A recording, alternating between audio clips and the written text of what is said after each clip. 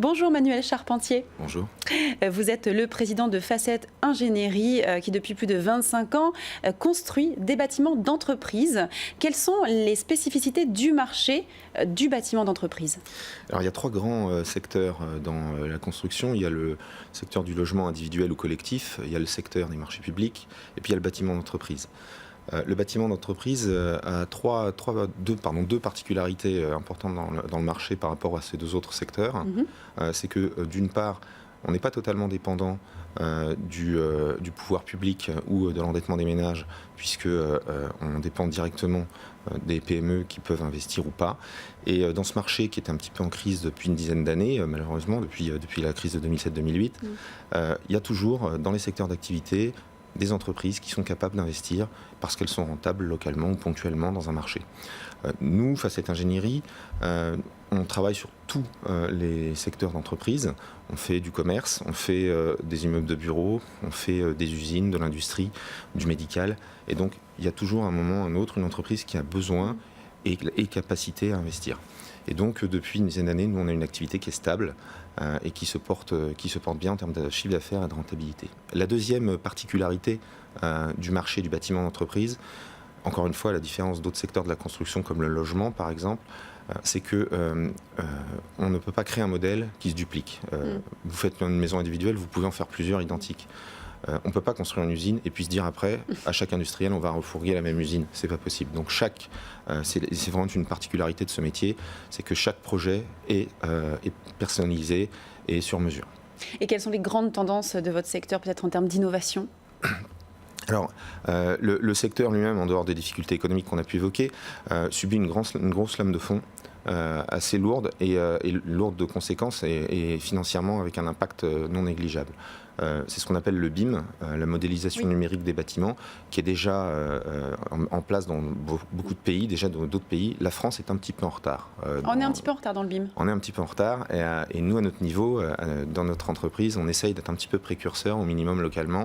Et donc, ça fait 2 ans qu'on a initié cette bascule, cette transition numérique, qui a un impact sur l'organisation même. C'est-à-dire que c'est pas juste un changement de logiciel, c'est pas juste un changement d'outil, c'est un réel changement de méthode qui oblige à une réorganisation de nos habitudes de travail et de nos méthodes de travail.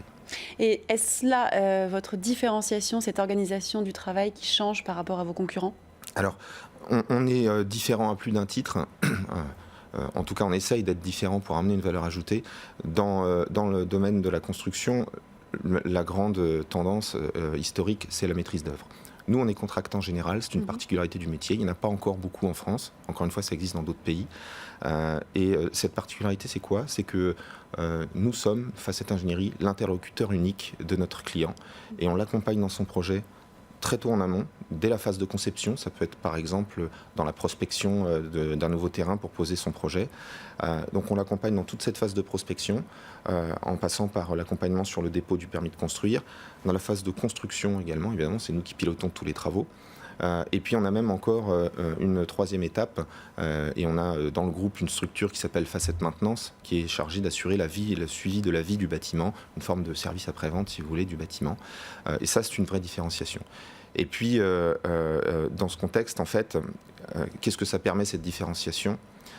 Clairement, ça nous donne un avantage, c'est qu'on s'engage au départ sur un prix et sur un délai. Et vous le savez, c'est pas forcément la bonne réputation du bâtiment de livrer des bâtiments en temps et en heure.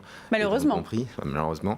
Et ben nous, ce mode de fonctionnement-là, c'est ce qui nous permet de le faire. Et notre notoriété depuis 25 ans est basée là-dessus. On livre en temps et en heure, et surtout dans le budget qui était convenu. Ça, c'est une bonne chose. Et puis, on a donc une deuxième petite différenciation qu'on développe, qu'on essaye de développer, qui est dans une tendance de fond. On essaye de construire des bâtiments qui soient un petit peu plus écologiques, un petit peu plus porté sur une préservation de l'environnement. Alors on va rester très rapidement en 20 secondes sur cette partie de l'écologie. Vous avez déposé en 2 minutes la marque Bâtiment Éconologique. Pouvez-vous nous en dire plus sur votre implication dans une démarche environnementale ? Oui, alors Facette Ingénierie possède la marque Bâtiment Éconologique, c'est qui est la contraction en fait du mot écologie et du mot économie. L'idée n'est pas simplement de faire un bâtiment vertueux avec des matériaux qui préservent l'environnement, mais également d'avoir durablement une économie sur la facture énergétique dans l'exploitation du bâtiment. Merci Manuel Charpentier, je rappelle, vous êtes le président de Facette Ingénierie. Merci beaucoup.